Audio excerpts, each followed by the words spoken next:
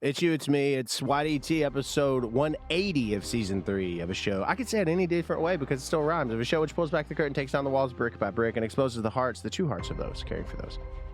My friend Melissa, Funeral Babe on TikTok, just posted one of my favorite videos that I feel that not only she has posted, but arguably the profession, because people, you all, it's like a belly button. Unless you don't have a belly button, we all have them, opinions. Like, that's not really the saying. I just didn't want to say it because it's ornery, but someone had wrote to her and said that you chose the profession. Of course you chose the profession. Of course the profession was chosen, but it doesn't mean it doesn't come without hardship. And nonetheless, this post that she had made, this video was so profound and beautiful as she goes about her day. And it's all of these tasks that are, some are mundane, some are extremely important in nature. Not that all collectively aren't. And she's narrating and telling this story of her heart and how specifically and particularly a year of her life was so dark. But she kept showing up for other people, and I keep saying that to you. And that's why on this 180th episode, I am showing up, and I want you to show up. And I thank Melissa and Funeral Babe. I appreciate her, and I appreciate all of her works, and all of you who show up and do good and have good intention and kindness. And it means a lot to me. And I appreciate you supporting. Bonus noise, straight from the journal itself. And the link is in the show notes right there. But we're going to talk about Tom Segura, the comedian, from the podcast Two Bears, One Cave. Yeah, that's what we're talking about. We're going to talk about that. And we're going to talk about this amazing vintage Notre Dame jacket, which, by the way, I need to clear up. Like, the pullover I had in the previous video, a ton of people from Notre Dame and Notre Dame alum. It's like, it said alum. It was a gift. I just put it on and whatnot. I did not go to Notre Dame. I would have loved to. Didn't have the grades for that. And I don't think I would actually love to have gone to school, but maybe I would have if it was Notre Dame. Okay. Let's talk about Tom Segura. I'll never forget whenever I hit 100,000 followers on TikTok.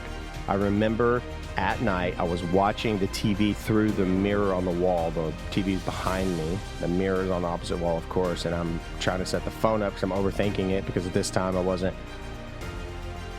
was so compelled to do the right video, the right thing all the time, instead of just realizing that good is good enough. And I pretty quickly found that out. But at this time, particularly, I was thinking, like, okay, what do I do to announce that I'm so grateful for the 100,000? Next thing I know, it's 160,000. But it was in this moment where I'm constantly in the comments. I think that's part of curating and creating the community that we have. I think it's important to acknowledge people. And that's what I want to talk about, because I spent so much time late at night, particularly, and I created a team of moderators to respond on my behalf. And it was exhausting.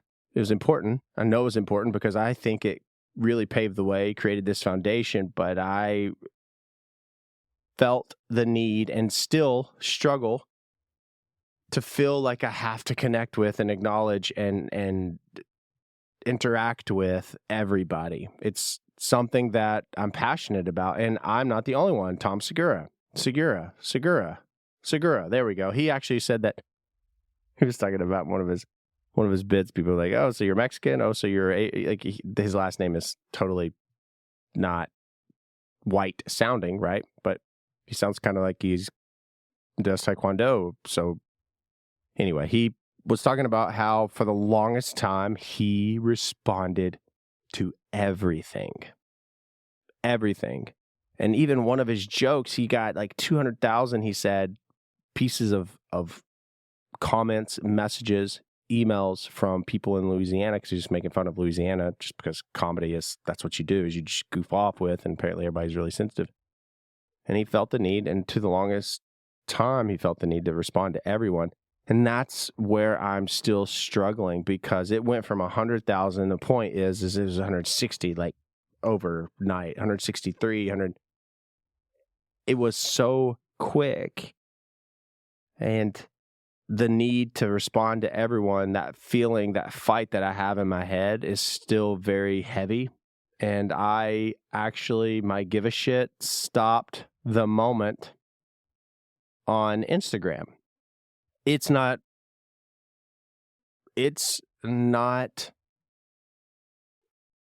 what's the word I'm looking for? It's fair to say that I probably get around, between all the platforms, all the messages and emails and comments from everywhere, about 1,000 a day. Easily.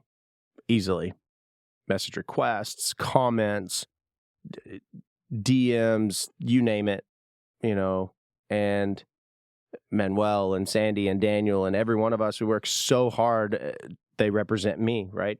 You see me and you hear what I have to say, and you get to be exposed to these videos that we put out because, I might record them. It might be me on camera, but it's them that are working really hard and diligently, and I'm so grateful for them. But we work so hard to connect with everyone. And this was the icing on the cake for me. This individual wrote a very authentic message about their youthfulness, but being perpetually this overwhelming feeling of being scared of death. And I think that, in my response to them, because I had just so happened to be on this platform, it came in and I was like, wow, that's a thought-provoking message. And it was very articulate. It was intelligent. I felt it warranted a response. And I said, I feel that it's okay that you are scared of death because you have youth and you have so much life, Lord willing, right, in your windshield and not in your rear view, right? The moment that I feel that the majority of life is kind of in the rear view, then I feel that there's this pendulum swing where in time there's going to be this embracing of mortality. I mean, of course you can embrace the fact that we're all going to experience death one day. Yes, but that's a general understanding. We shouldn't sit around at 30 and 40 and 20 years old and just doom and gloom because death is going to meet us one day.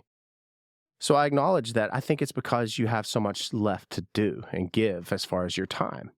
And I think whenever the sun sets on your life, as it slowly does, then you'll be okay. They followed that up after I had gotten off of that platform, and I went about my day because we release 5 videos a day across every platform: Facebook, Instagram, TikTok, YouTube, LinkedIn. 5, 10, 15, 20, 25. 25. And then we go live on YouTube. So, and we have X, Twitter, whatever the hell, 30. So we're releasing over 30 pieces of content a day. So that's a lot of work. They responded, like 4 more messages. They're very smart, intelligent in their response, and we read them, but we were all very busy with other things. And then we got another response magically that was on the platform again. Why do I have to get on the platform? And I'm getting, because I don't primarily run them, but obviously I have access to my platforms, and I was on the app and I see this come through, and it basically just dogs me about how dare I share this intimate thought with you about, and then you don't respond. It'd been 4 freaking hours. And then I felt this sense of like personal anxiety, like, oh my God, I wasn't quick to respond. And then I was like, you know what? No. I'm a human being. There are a buku of people that need acknowledgement that don't necessarily get it. We try to, but my time is invaluable, as is yours.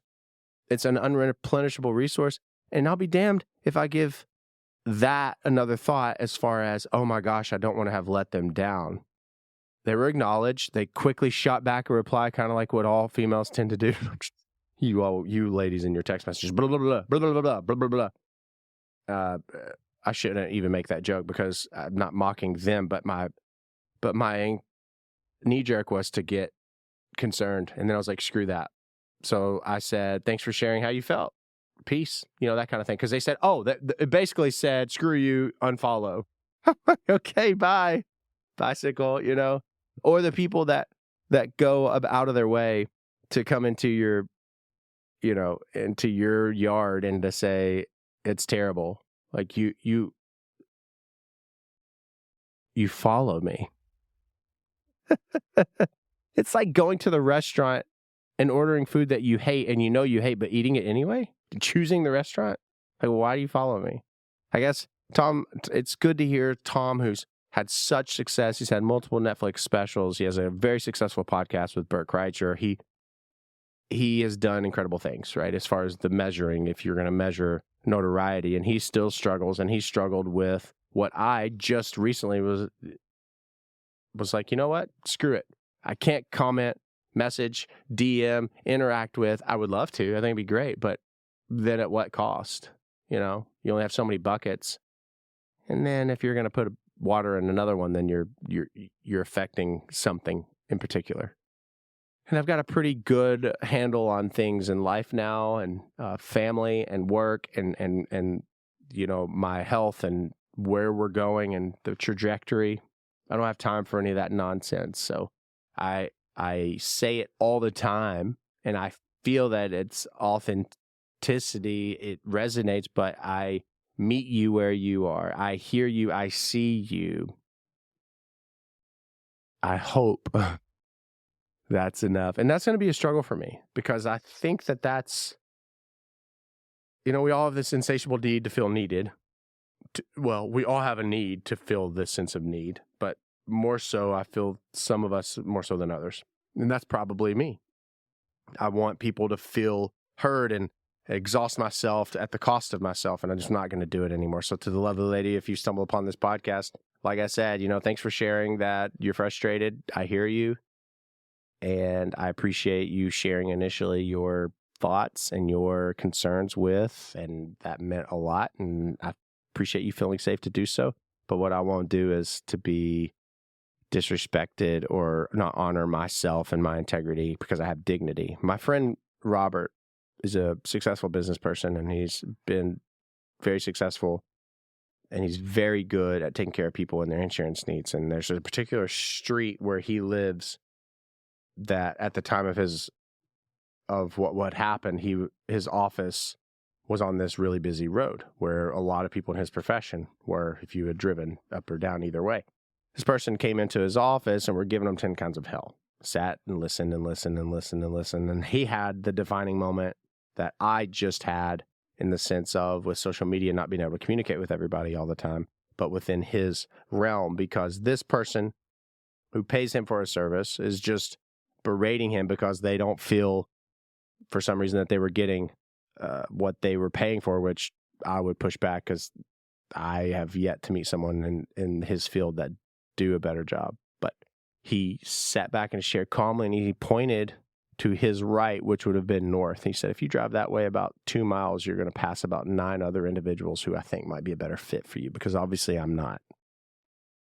And that person who was sitting there being disrespectful at this point sat back in their chair and acknowledged that they were wrong. And there is something about you listening right now. You have self-worth. You have dignity. You should have. I want you to have self-worth. You are worth it.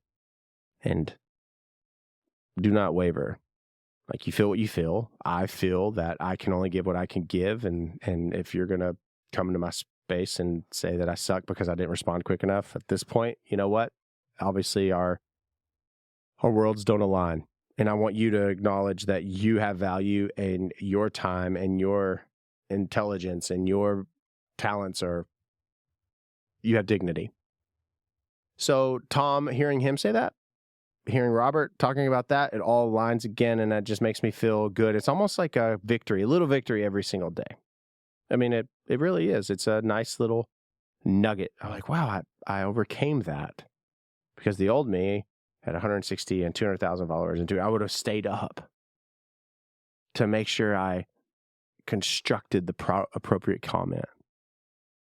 And I just would go through these. No more. So I hear you. I love the comments. I love stumbling upon the incredible ones that bless, and we are so appreciative of. I mean, I really don't want to sound like it's not something that we acknowledge. We want to acknowledge all. I mean, I wish there was a way to reply all and then somehow magically make it. Wait, it's impossible. Nonetheless, it's a good thing to always be moving the needle in the positive. And this 180 episode. Oh my gosh, 180 episodes. Like, think of that.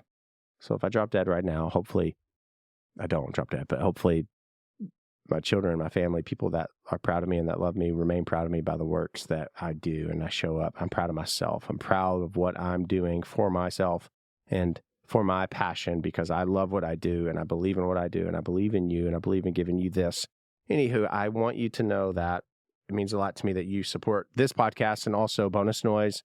Link in the show notes. It's $4.99 a month. You get exclusive access to the journal. It's a book that I write in day in and night, and I take writings from that, and I might water them down a little bit, but it's a lot of unfiltered commentary that the onion peels even more so than the usual Die Trying episodes. And if you would like to have access to that, it's $4.99 a month.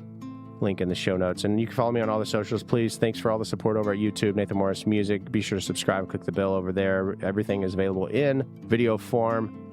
I'm grateful. The single comes out on Friday. It's amazing to know that Yet is number 20 radio. Again, it's Christmas happened. Shared knocked me down to 55, and Santa came to town, and then now all of a sudden Christmas is over, and now I'm back on the charts with Jelly Roll and Taylor Swift, and it is insane. I appreciate you so very much meeting me here, and I am honored that you have.